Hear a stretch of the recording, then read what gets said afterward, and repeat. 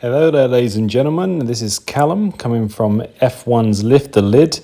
I'm commuting back through central London on my motorcycle this evening, and I'm giving you the information for this week in Formula One. We've got Singapore coming up next, this coming Sunday.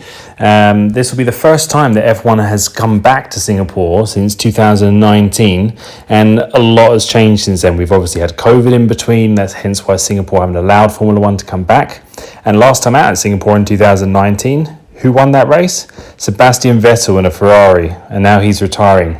How things have really changed over the last few years in Formula One. We've got a big battle ahead. It's looking like Verstappen is again favourite, as he has been through most of this season, and he's also got a chance of actually winning the championship at Singapore. If Max Verstappen comes first and Charles Leclerc comes anything 8th or below, Max Verstappen becomes champion. So if we have any crashes from Leclerc, any kind of damage, and Verstappen wins or even gets one of the higher point scoring places, it's the championship would be completely wrapped up at that point.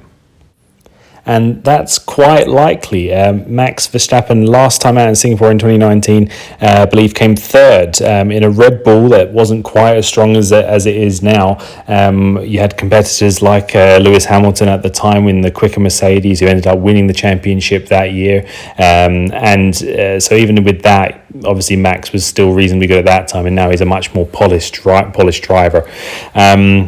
I do think, though, that we'll see a bit more of Mercedes from this race. It's a lower downforce race.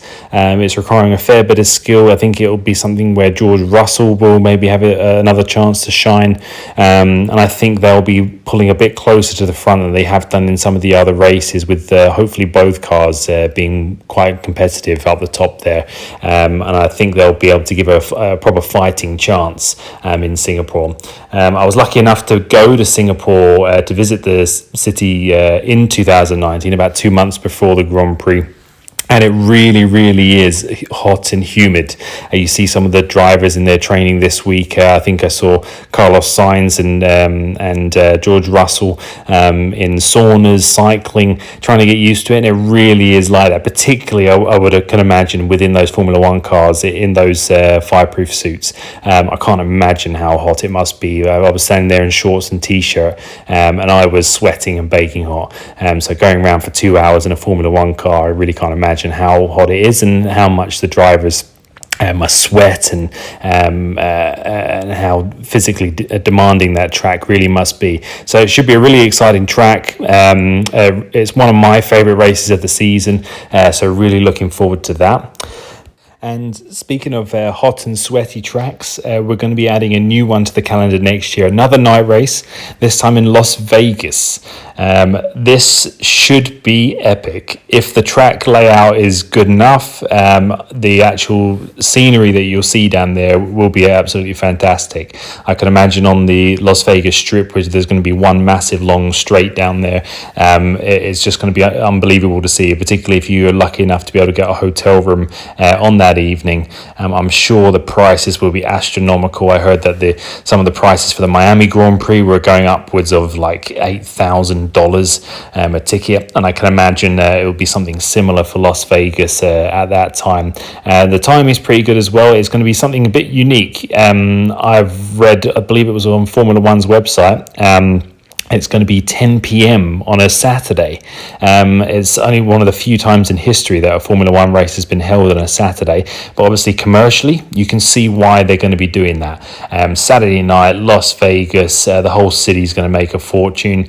And it's quite maybe a better time for the rest of the people around the world, potentially on a Saturday as well. And something different for the viewers. And it'll be the penultimate race of the season. So fingers crossed for next season that everything's not wrapped up with a championship by then. Hopefully we can have something a bit closer to what we had in 2021.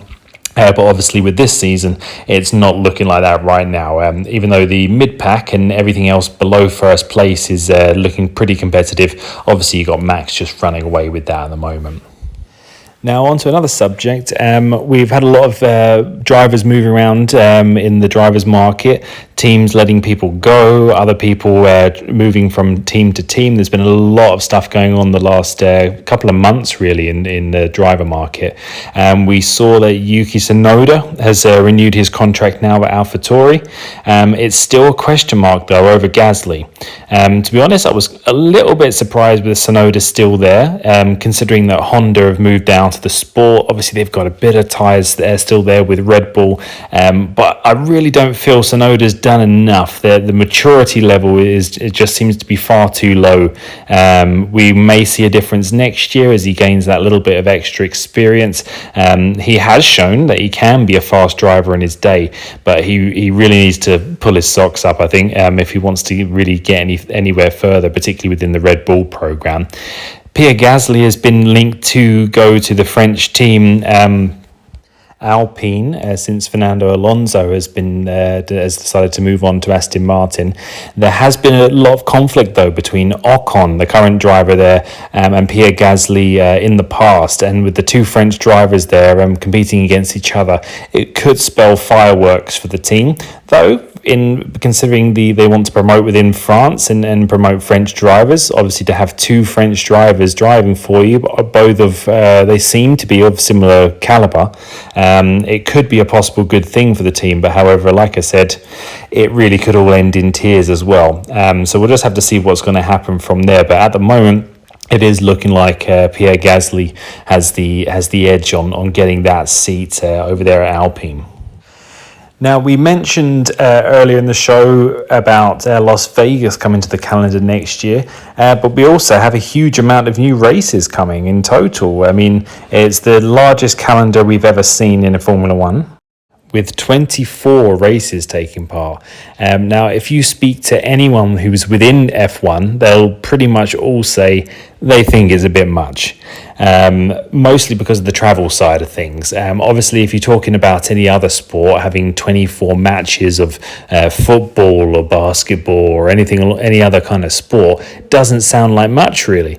But when you're talking about Formula One races, where you're talking about moving all these cars, all the parts, all the teams that belong to it as well, all around the world, and trying to figure all that out and keep it within a budget cap to make all these parts last, it's pretty difficult to do, and I think it's going to be pretty hard on all the families of the not only the drivers but everyone else who's involved in Formula One, in the whole circus that's traveling around the world.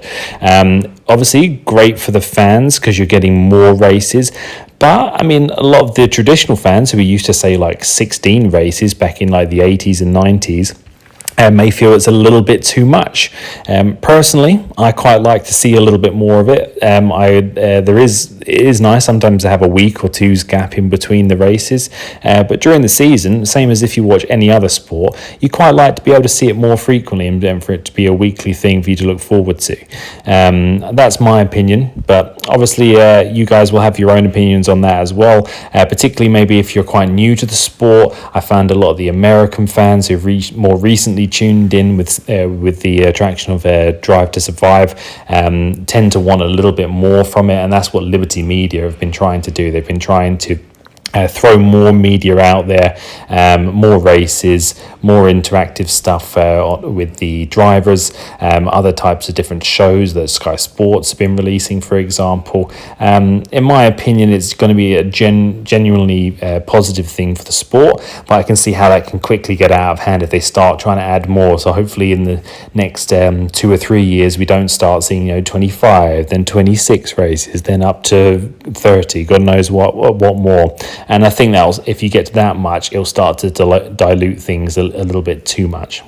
Now, these are just my views while I'm coming along here on my motorbike, but why don't you tell me what your views are? Leave some comments below. I'll respond to everyone on there.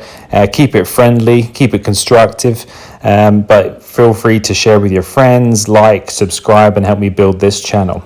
And we will speak to you after Singapore. Thanks very much.